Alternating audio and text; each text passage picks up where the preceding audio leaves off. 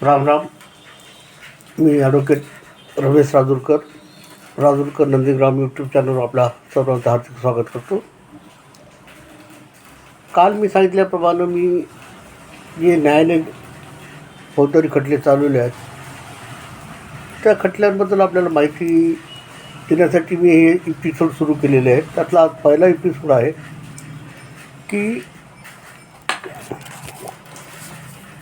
POCSO केस number 6/2021 सरकार विरुद्ध बाबूराव कंडू संगेराव वय 35 वर्ष हा आरोपी आहे. त्याच्यामध्ये लावलेली जी कलम आहे 302, 376 IPC आणि 4, 8, 10, 12 पोस्को ॲक्ट. ही घटना दिनांक 20/1/2021 आहे, दुपारी 4 वाजताची. 5 वर्षाच्या मुलीवर बलात्कार करून तिचा खून केला आणि या प्रकरण जे दाखल झालं होतं त्याची तारीख होती, चार्जशीट ज्या दिवशी दाखल झाली ती 10/2/2021 आणि या केसचा निकाल लागला 22/3/2021. अवघ्या 42 दिवसामध्ये महाराष्ट्रामध्ये ही पहिल्या केसचा निकाल लागलेला आहे. ही केस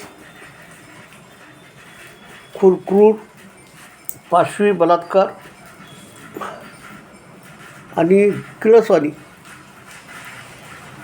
म्हणजे हा जो आरोपी आहे हा माणूस नसून राक्षस आहे या कलियुगात. हा आरोपी मालकाच्याच मुलीवर बलात्कार करून तिचा खून केलेला आहे. हा आरोपी त्या मुलीच्या वडिलाच्या शेतावर जनावर सांभाळण्यासाठी नोकर म्हणून होता. ही घटना घडली तेव्हा मुलीचे आईवडील शेतात काम करत होते, मुलगी खेळत होती आणि मुलगी या माणसाच्या परिचयाची होती. हे कृत्य करण्यापूर्वी या माणसाला थोडीसुद्धा लाज शरम जनाची नाही पण मनाची सुद्धा वाटली नाही. या आरोपीनं त्या मुलीला शेतातून उचलून नेलं नदीकाठी, त्या शेताच्या बाजूला नदीकाठी नेलं, तिच्यावर पाशवी बलात्कार केला आणि नंतर तिचा खून केला. त्या घटनेचे जे फोटो होते ते पाहण्याची सुद्धा हिंमत होणार नाही. त्या केस चालवतानाच खूप माझ्या मनात राग होता की याला फाशीची शिक्षा व्हायलाच पाहिजे. या केसचा जो तपास अधिकारी होता विलास पाटील म्हणून PI, त्यांना मी बोलताना म्हणलो होतं की तुम्ही या चार्जशीट आणण्यापूर्वी या माणसाला इन्काउंटर का केलं नाही. त्यांनी असं उत्तर दिलं की माझी इन्काउंटरच करण्याची इच्छा होती, पण त्याचवेळी गावातली बरेच लोक त्या ठिकाणी घटनास्थळी उपस्थित झाली, त्यामुळे मला इन्काउंटर करता आलं नाही. तर या केस प्रकरणामध्ये एकूण 14 साक्षीदार तपासण्यात आले.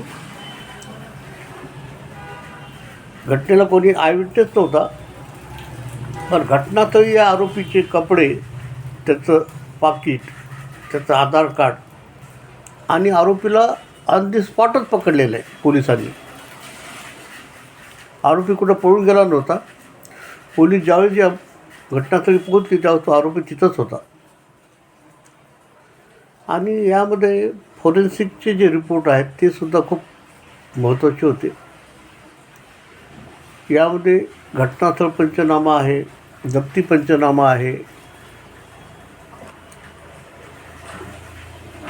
डॉक्टरची साक्ष आहे आणि फॉरेन्सिकची साक्ष, असे एकूण 14 साक्षीदार सरकार पक्षातर्फे तपासण्यात आलेले आहेत.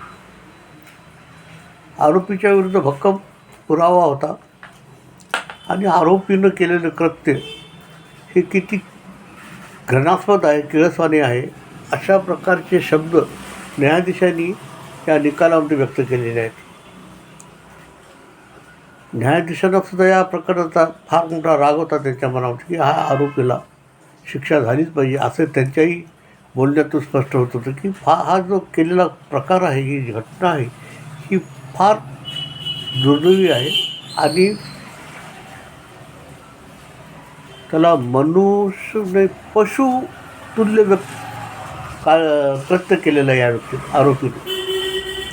अशा प्रकारचं त्या जजमेंटमध्ये लिहिलेलं आहे आणि त्या जजमेंटमध्ये त्यांनी मी सरकारी पक्षाची बाजू भक्कमपणे मांडली की मी जो खटला चालवला आहे तो फार चांगल्या पद्धतीने चालवला, अशा प्रकारचे निकालामध्ये शब्द उल्लेख केलेला आहे त्या निकालामध्ये. या आरोपीला फाशीची शिक्षा झाली आणि याचं अपील हायकोर्टामध्ये झालं. हायकोर्टामध्ये अपील झाल्यानंतर यामध्ये अजून एक घटना घडली की ह्युमन राईट्स म्हणून आपल्याकडे आहेत लोक, त्यांना या आरोपीबद्दल फार क्यू होती. त्यांनी हायकोर्टामध्ये पिटिशन फाईल केलं की त्यांनी सांगितलं की ही केस पुन्हा रिट्रायल करण्यासाठी लोअर कोर्टात पाठवा. हायकोर्टाने त्यांना नाही म्हणून सांगितलं तुम्ही एखाद्या पॉईंटबद्दल जर तुमचं काही ऑब्जेक्शन असेल तर तेवढ्यापुरतं ही केस मी खालच्या कोर्टात पुन्हा चालविण्यासाठी पाठवू शकतो. असं म्हणाल्यानंतर त्यांनी काय केलं की फॉरेन्सिकच्या विषयावर ही केस खाली रिमांड केली. या ह्युमन राईटच्या लोकांना ही NGO म्हणतो आपण, ही ह्युमन राईट कमिशन म्हणजे काय NGO आहे, त्यांना बाहेरच्या देशाकडून मोठ्या प्रमाणात फंड्स मिळतात आणि ही खटला पुन्हा खाली रिमांड केला, पुन्हा चालविण्यासाठी हायकोर्टाने पाठवला. हायकोर्टाने तसा आदेश केला होता. त्यामध्ये फॉरेन्सिकचा जो एक्सपर्ट होता त्याची साक्ष पुन्हा नोंदवण्यात आली. ती पहिली दिलेली साक्ष आणि ही साक्ष सारखीच होती आणि याविरुद्ध आलेले ह्युमन राईटचे जे वकील त्यांची जी टीम होती त्यामध्ये एक अमेरिकेमध्ये फॉरेन्सिकचे शिक्षण घेतलेली, एक दिल्लीमधली, एक कलकत्त्यामधली की ज्यांनी फॉरेन्सिकचं खूप अभ्यास केलेला आहे, त्यांचं शिक्षण घेतलेलं आहे, आणि पुणे येथील वकील, असे 10 ते 12 जणांची टीम आली होती. त्यांनी या फॉरेन्सिकच्या डॉक्टरला 1.5 दिवस क्रॉस केलं. न्यायालयाच्या इतिहासामध्ये रात्री 11 वाजेपर्यंत त्यांची साक्ष नोंदवण्यात आलेली आहे. दुसऱ्या दिवशीसुद्धा पूर्ण दिवस साक्ष नोंदवण्यात आलेली आहे. आणि माझ्या माहितीप्रमाणे त्यांना ह्युमन राईट NGOकडून जवळपास 15 लाख रुपये मिळाले होते.